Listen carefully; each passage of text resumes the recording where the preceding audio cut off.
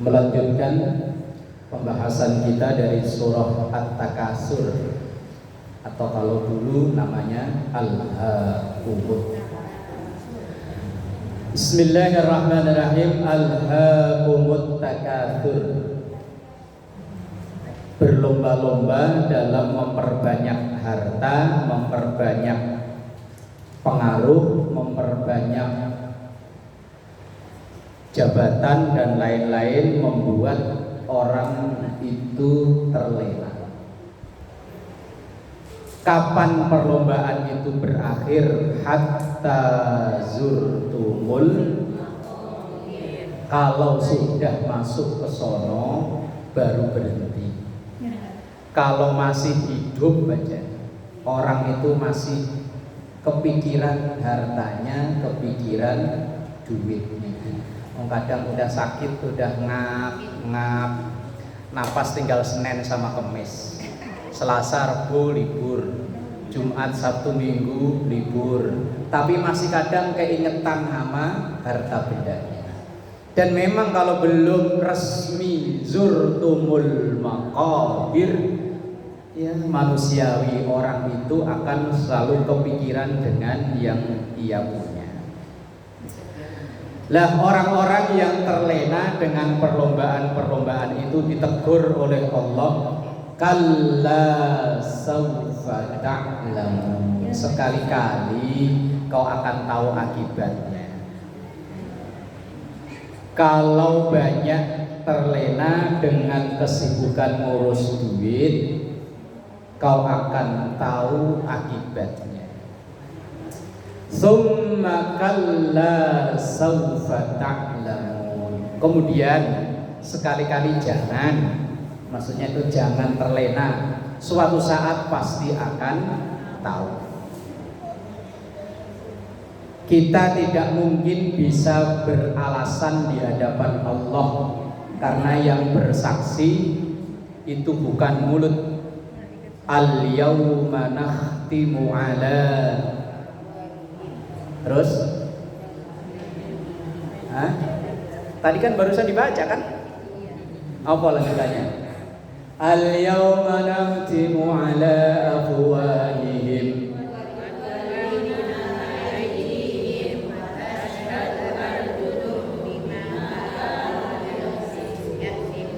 ayat piro? Boh, wes pokoknya Yasin ada tadi dia. Al-yauma, suatu hari nanti, nakhtimu, akan kami kunci, ala afwahihim, mulut-mulut mereka. Karena kalau ini kan gampang bohong, padahal udah ditutup gigi, udah ditutup bibir. Kalau laki-laki tambah kumis, gembok pakai jenggot, masih. Wa tukallimuna aydihim, dan tangan mereka akan ngomong. Wa tashhadu arjuluhum, dan akan bersaksi kaki-kaki mereka, bima kanu, dari apa yang mereka perbuat. Jadi yang ngomong bukan mulut tapi tangan. Ininya mau bohong, ininya ngomong, iya ya Allah saya yang ambil. Ini ngomong. Kata kaki, ya bener ya Allah saya diajak melangkah ke sono, aturan ke kanan mau belok kanan ngaji, malah belok ke kiri, ngumpi. Summa kalla saufa ta'lamun, kau pasti akan tahu. Kalla lau ta'lamuna ilmal yakin, dan sekali-kali engkau akan tahu dengan ilmu yakin. Ilmu itu ada ilmu yakin, ada ainul yakin, ada hakul yakin. Ada 3 tingkatan. Ada ilmu yakin, ada ainul yakin, ada hakul yakin. Misalnya begini, tahapannya itu begini. Kita diceritai orang bahwa ada buah yang sejenis untuk lalapan, namanya jengkol. Jengkol itu buah apa sayur? Umpama. Terus kita diceritain tuh jengkol itu bentuknya agak bulat, warnanya agak kecoklatan. Terus kemudian kita tahu, oh iya itu namanya jengkol. Itu namanya ilmul yakin. Kemudian kita diunjukin, no, nih, namanya nih jengkol. Nih, tuh. Lah itu namanya ainul yakin. Kita udah lihat. Begitu kita udah makan, ngerasain itu barangnya hakul yakin. Itu contoh gampangnya begitu. Kayak sekarang kita diceritai alam kubur itu ada, surga itu ada, neraka itu ada. Itu baru ilmul yakin. Wong kita belum ke sono. Ntar kalau yang sudah ke sono, lah itu baru namanya ainul. Wong bisa dia ngelihat sendiri. Lah kemudian begitu dia udah ngerasain digebuki malaikat.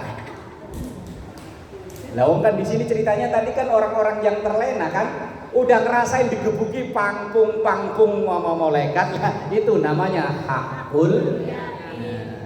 Ilmu itu tahapannya tiga itu. Kalau kita baru tahu namanya ilmul yakin. Kalau udah ngeliat langsung ini namanya ainul. Kalau udah ngerasain, kita diceritai di Arab itu panas. Iya. Itu namanya ilmul yakin. Begitu turun dari bandara ngeliat kok kayak, kalau orang Jawa dulu namanya ndok amun-amun. Kalau kita ngeliat panas itu kan kayak air naik itu loh. Nah, kalau orang Jawa namanya ndok amun-amun. Kalau orang Madura apa namanya? Apa namanya nih? Ya kalau kita jalan di tempat panas, itu melihat aspal, itu kan kayak ada air itu loh. Apa namanya? Fata Morgana. Kalau orang Jawa dulu, orang tua-tua dulu namanya ndok amun-amun. Wong kalau kita samperin nggak ada, ya Fata Morgana kan gitu ya. Begitu turun dari bandara, oh panas. Begitu turun udah ngerasain panasnya. Nah, itu namanya hakul. Ada ilmu yakin, ainul yakin, hakul. Lah, sekarang ini kita ini baru kalla lau ta'lamuna, baru tahu, cuman belum lihat, belum ngerasain. Nah, itu namanya ilmul yakin. La tarawunnal jahim, engkau pasti akan lihat itu neraka jahim. Nah, itu namanya baru ilmu yakin, belum melihat langsung kok, baru akan. Ya pengennya nggak usah lihat aja. Lah ngapain? Apa pengen nyicipi? Lah bentaran gitu. Pengennya lah ya udah ya. Wong doa kita kan tiap hari Rabbana atina fid dunya hasanah wa fil akhirati hasanah wa qina adzab, biar jauh dari api neraka. Lihat aja nggak mau, apalagi ngerasain, wong pengennya jauh. Summa latarawunnaha ainul yakin. Kemudian kau pasti akan melihat dengan ainul yakin, dengan mata kepala sendiri. Ini yang diancam ini kan orang-orang yang alha itu tadi loh. Alha itu orang yang karena kesibukannya ya sampai melupakan akhirat. Padahal sesibuk apapun kita nggak bisa beralasan apa-apa. Kalau baca dalam kitab Nasaihul Ibad, Allah itu akan membantah alasan orang-orang yang beralasan. Kalau orang kaya, kenapa kamu nggak ibadah? Waduh ya Allah, saya sibuk ngurusin duit saya kebanyakan. Duitnya kebanyakan, sampai nyetaplesin aja lupa. Kemudian Allah berhujah, kalau kamu kaya, lebih kaya mana dengan Nabi Sulaiman? Nabi Sulaiman itu tempat sampahnya aja dari emas. Tempat sampah loh. Bak sampah itu terbuat dari emas. Kita punya emas sedikit aja dilaslos mulu yuk. Loh, Ratu Bilqis itu awalnya kan mau bikin ngedon Nabi Sulaiman. Tapi begitu nyampe ke istananya Sulaiman, malah dia yang ngedon. Begitu dia jalan, kirainnya mah laut, roknya dicincing loh, diangkat loh. Ternyata bukan, kaca. Padahal dulu di istananya Bilqis kaca belum ada. Aduh, kok malah begitu ya? Oh. Orang-orang kaya yang sibuk ngurusin duit, ia beralasan sibuk karena harta, nggak sempat ibadah. Allah akan berhujah, lebih kaya mana dengan Nabi Sulaiman. Lah orang-orang yang sibuk nyari penghidupan, karena ia jadi kuli, jadi karyawan, sibuk ya Allah, giliran azan zuhur malah sama bos disuruh lanjutin kerjaan. Allah akan berhujah, lebih sibuk mana dengan Nabi Yusuf. Nabi Yusuf itu jadi budaknya pembesar Mesir dan istrinya. Makanya kadang kalau ada orang 7 bulan kok dibacain Yusuf kayak pengen Nabi Yusuf, nasibnya Nabi Yusuf itu terlunta-lunta. Ya kan? Ia dimusuhi sama saudara-saudaranya. Pura-pura diajak main, ternyata dicemplungin ke sumur. Habis dicemplungin ke sumur, ditemu sama orang yang lewat, dijual. Habis dijual dijadiin budak. Habis dijadiin budak dibeli sama pembesar Mesir, pejabat Mesir, tetap dijadiin budak. Dituduh berzina dengan istrinya pejabat, di penjara. Nasibnya kasihan ya. Masih pengen punya anak kayak Nabi Yusuf.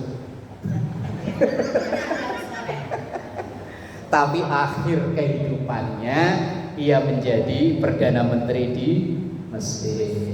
Saudara-saudaranya yang dulunya menfitnah dia, nyemplungin ke sumur, yo akhirnya yo ditolongin sama Nabi Yusuf.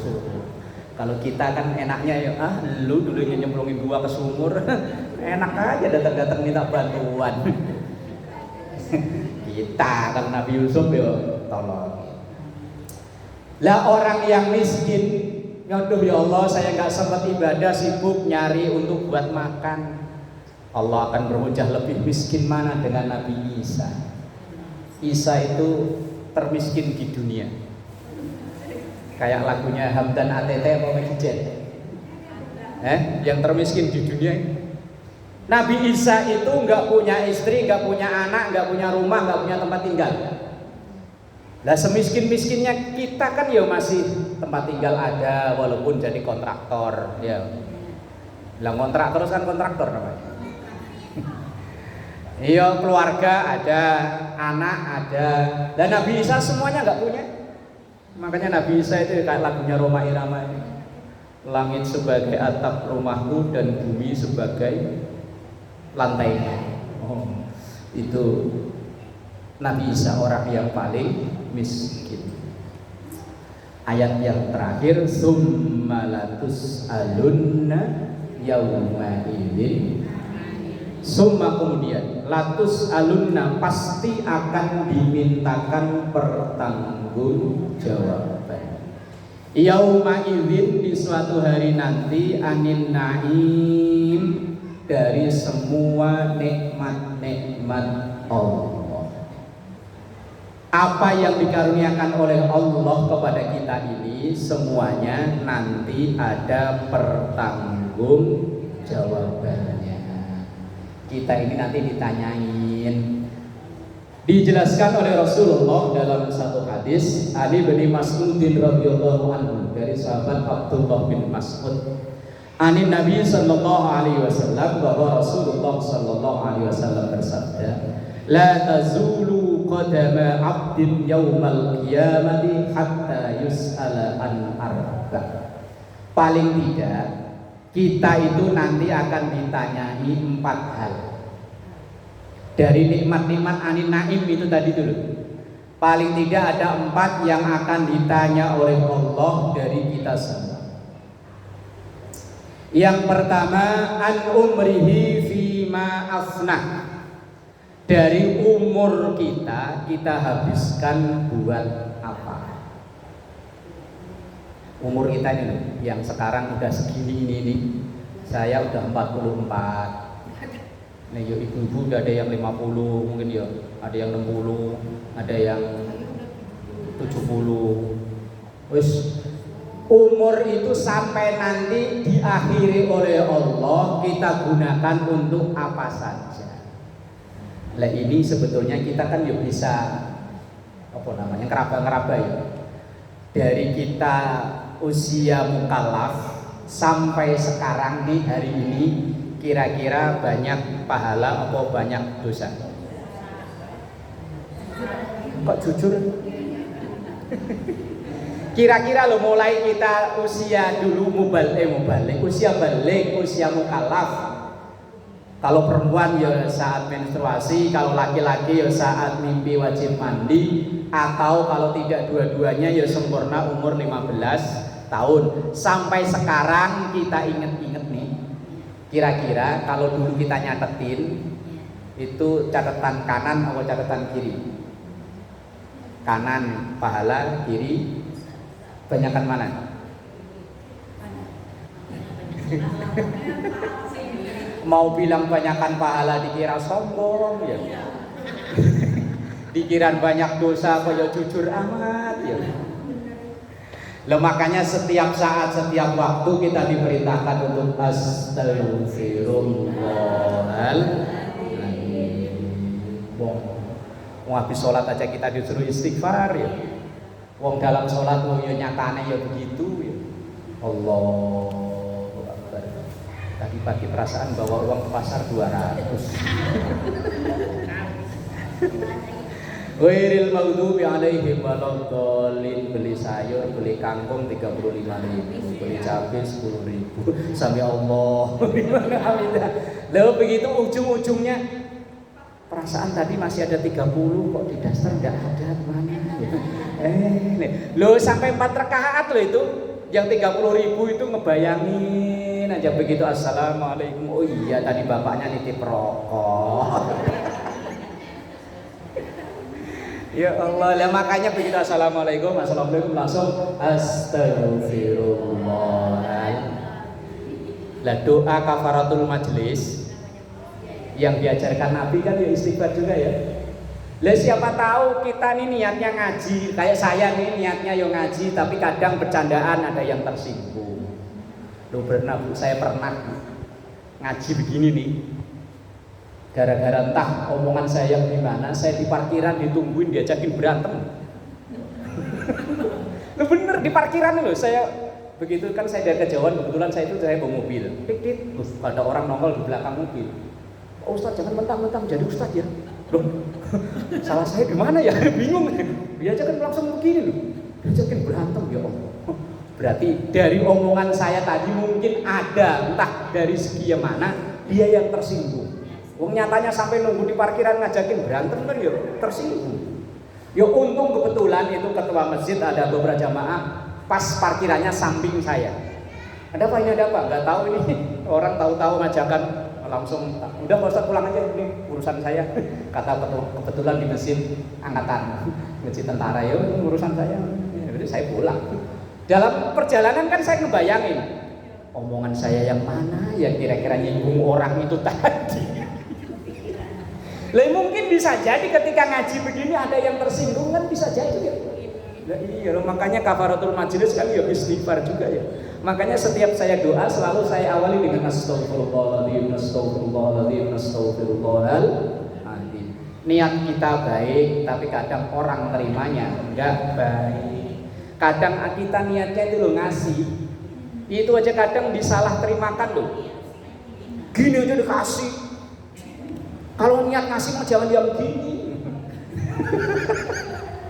Aduh ya Allah, padahal niat kita itu udah baik. Ya mungkin kita dari kampung, udah capek-capek berat-berat kita bawa dari kampung nyampe ke Jakarta, niatnya bagi-bagi ke tetangga, cuman karena mungkin yang kita bagi itu dia nggak suka, malah tersinggung.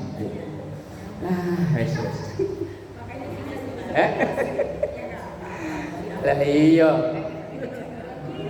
Niat kita kan udah baik kan? Ya tapi kadang orang terimanya itu nggak baik. Apalagi kalau orang yang memang karakternya orang nggak bersyukur, dikasih apa aja selalu ada salah. Dikasih kerudungan begini dibagi. Ini masa di rumah juga banyak. Dikasih kaos, kaos kayak puring aja dikasih, buat lap ini mah. Itu karakter orang nggak bersyukur, dikasih apa aja tetap ngomel. Lu dikasih duit aja masih ngomel. Ngasih cuman cepet, lu cuman cepet.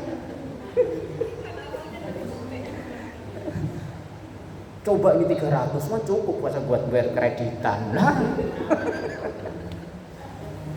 Ya Allah, lo kadang orang tinggal datang duduk ngantuk, pulang dibawain besek, nyampe rumah ngegrendek. Begitu dibuka, acarnya basi. Nasinya perah. Ya Allah, buka ayam, ya mentah. Ya Allah, tinggal nenteng loh, nggak usah beli. Lah kalau beli mah protes wajar, nggak beli. Di sini mah nggak tahu ntar kalau di rumah. Ya Allah, makanya kita dalam hidup itu harus banyakin istighfar loh. Niat kita baik, kadang orang itu salah paham. Loh, saya pernah itu, cuman kadang ya saya kesel. Waktu Ramadan kemarin, ada ibu-ibu, Pak Ustadz, tuh anak-anak tadarusan begitu amat sih, belum bisa ngaji pakai speaker. Karena saya kesel, saya jawab aja, ibu yang pintar ngaji juga nggak mau. Langsung diem cepet, langsung balik badan pergi. Lah anak-anak mau tadarusan sudah syukur loh. Lah kalau yang bisa nggak mau kan akhirnya ya yang nggak bisa ya maju. Ya itu mungkin ibu itu sakit hati sama saya ya iya kali. Yesus. Bola ya. Banyakin istighfar ya. Yang kedua, yang akan ditanyakan oleh Allah. Kalau yang pertama tadi dari umur kita habiskan buat apa? Yang kedua wa an syababihi fi ma ablah. Dari masa muda kita lewatkan kemana saja. Masih muda ya? Weji masih muda ya? Sekarang 70 berapa? 70. Belum 74 berarti masih muda. Lah iya baru 73. Masih muda lah daripada yang 75 kan ya? Iya masih muda. Lah kenapa Rasulullah ini kalau tadi umur secara umum, yang kedua yang ditanyakan umur secara khusus yaitu waktu muda. Karena rata-rata orang kalau di masa mudanya itu jauh dari agama. Rata-rata loh ya enggak semuanya.